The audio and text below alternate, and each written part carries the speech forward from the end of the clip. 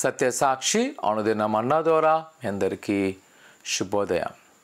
నేటి యొక్క వాగ్దానము 1 దశల పత్రిక 5వ అధ్యాయం 15వ వచనము.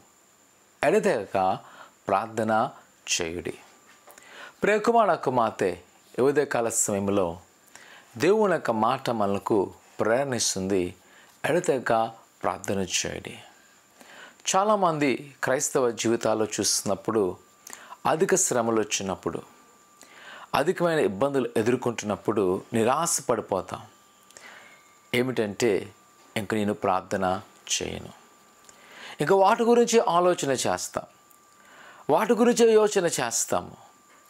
దేవుని దగ్గర అంగలార్చడము విడిచిపెడతాం.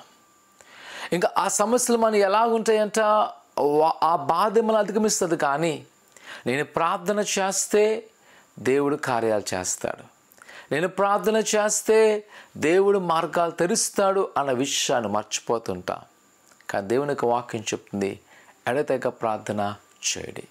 నిజమే ప్రియ కుమార కుమార్తె, ఇది నా జీవితంలో నాకు చాలా అవసరాలు ఉన్నాయి, కానీ నాకు భయం లేదు, బెదరలేదు.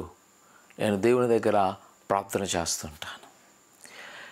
నాకు ఇప్పుడే ఎక్కువ సమస్యలు వస్తుంటాయో, ఇంకా ఎక్కువ సమయం గడుపుతుంటాను.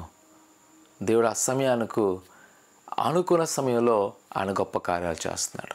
ఈరోజున కుమార కుమార్తె, ప్రభు నీ పట్ల కూడా గొప్ప కార్యం చేస్తున్నాడు. ప్రార్థన చేసుకుందాం. పరిశుద్ధులైన దేవానికి ఉన్నాలు, నీ బిడ్డలైన వారిని మీరు జ్ఞాపకం చేసుకోండి.